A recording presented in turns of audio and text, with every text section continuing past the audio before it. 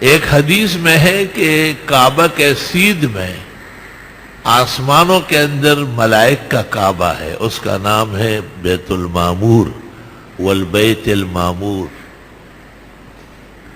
بیت المعمور اس لیے کہتے ہیں کہ جب سے اللہ تعالیٰ نے پیدا کیا ہے 70,000 فرشتے ایک وقت میں طواف کرتے ہیں، اور جنہوں نے ایک دفعہ طواف مکمل کیا ہے قیامت تک دوبارہ ان کو موقع نہیں ملے گا۔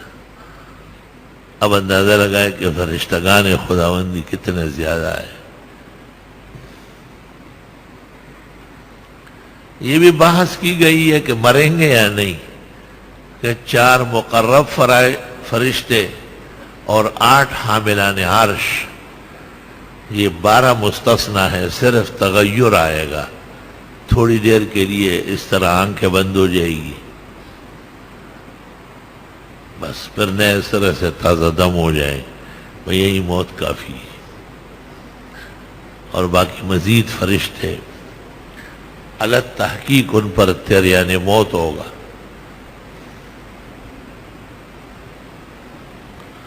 اللہ تعالیٰ نے زمین کی ضرورتوں کے لیے حضرت آدم کی تخلیق فرمائی ہے،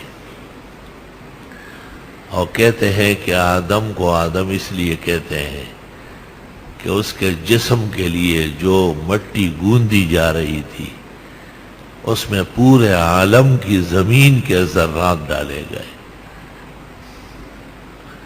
اور ان تمام ذرات کی وجہ سے آدمی وہاں تک پہنچے گا۔